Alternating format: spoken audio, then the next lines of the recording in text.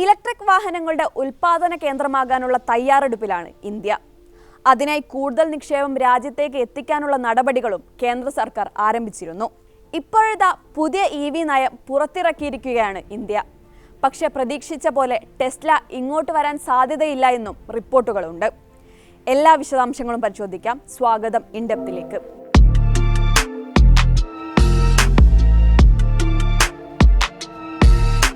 ഇന്ത്യയുടെ EV മോഹങ്ങൾ പൂവണിയാനുള്ള സുപ്രധാന ചുവടുവെപ്പിനാണ് കേന്ദ്ര സർക്കാർ കഴിഞ്ഞ ദിവസം പച്ചക്കൊടി വീശിയിരിക്കുന്നത്. സുസ്ഥിരമായ വ്യവസായ വളർച്ച, സീറോ കാർബൺ പദ്ധതി എന്നിവയുടെ ഭാഗമാണ് ഹെവി ഇൻഡസ്ട്രീസ് മന്ത്രാലയത്തിന്റെ പുതിയ പോളിസി ഫ്രെയിംവർക്ക്. പോളിസിക്ക് കീഴിൽ നിരവധി ഇളവുകളും കേന്ദ്ര സർക്കാർ പ്രഖ്യാപിച്ചിട്ടുണ്ട്. ആദ്യം ഇളവുകൾ എന്തൊക്കെയെന്ന് പറയാം. 30 ലക്ഷത്തിന് മുകളിൽ വിലയുള്ള ഇലക്ട്രിക് വാഹനങ്ങൾക്കുള്ള ഇറക്കുമതി തീരുവ 15% കുറയുമെന്നതാണ് ഏറ്റവും ശ്രദ്ധേയം.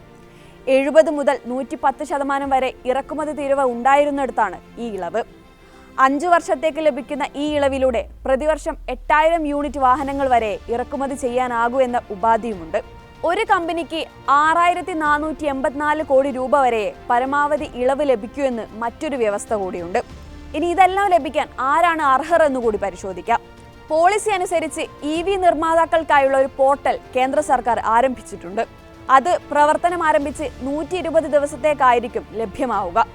അതിലൂടെ 5 ലക്ഷം രൂപ ഫീസ് അടച്ച് കമ്പനികൾക്ക് അപേക്ഷ സമർപ്പിക്കാം. 10,000 കോടി രൂപയുടെ വാഹന നിർമ്മാണം നടത്തിയിട്ടുള്ളതും 3000 കോടിയുടെ ആസ്തിയുള്ളവർക്കും മാത്രമാണ് അപേക്ഷ സമർപ്പിക്കാൻ അർഹതയുള്ളത്. പോളിസി പ്രകാരം നിക്ഷേപത്തിന് പരിധി നിശ്ചയിച്ചിട്ടില്ല. അതേസമയം നിർമ്മാണ യൂണിറ്റ് സ്ഥാപിക്കാനുള്ള ഭൂമിയുടെ വില നിക്ഷേപമായി കണക്കാക്കാനാകില്ലെന്നും പ്രത്യേകം നിർദ്ദേശമുണ്ട്. അപേക്ഷ അംഗീകരിച്ചു കഴിഞ്ഞാൽ നേരത്തെ പറഞ്ഞ ഇളവുകളെല്ലാം കമ്പനിക്ക് ലഭിക്കും. അതിനു പകരമായി കുറഞ്ഞത് 4150 കോടി രൂപയുടെ നിക്ഷേപമാണ് ഇന്ത്യയിൽ അവർ നടത്തേണ്ടത്. അതും ആദ്യ 3 വർഷത്തിനുള്ളിൽ.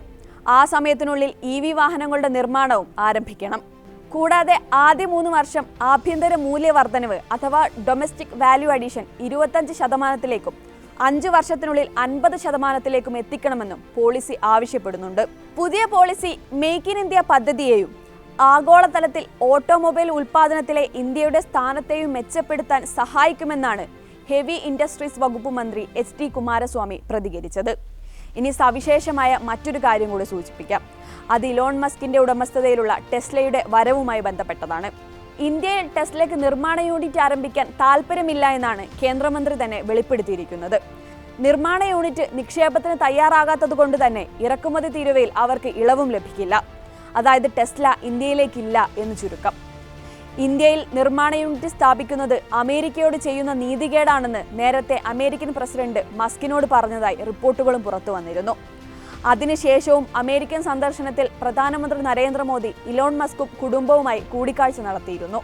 അതേസമയം Mercedes Benz, Volkswagen, Hyundai, Kia ഉൾപ്പെടെയുള്ള കമ്പനികൾ ഇന്ത്യയിൽ താൽപര്യം കാണിച്ചിട്ടുണ്ടെന്നാണ് റിപ്പോർട്ടുകൾ. എന്നാൽ EV നിർമ്മാണത്തിൽ മുൻപന്തിയിലുള്ള ടെസ്ലയുടെ താൽപര്യക്കുറവ് തിരിച്ചടിയായാണ് ഇന്ത്യ വിലയിരുത്തുന്നത്. നേരത്തെ ടെസ്ല വരുന്നതായുള്ള സൂചനകൾ പലതവണ പുറത്തു വന്നിരുന്നു. അവർക്ക് വേണ്ടിയാണ് പുതിയ ഇളവുകൾ എന്നുപോലും പ്രചാരണം ഉണ്ടായിരുന്നു.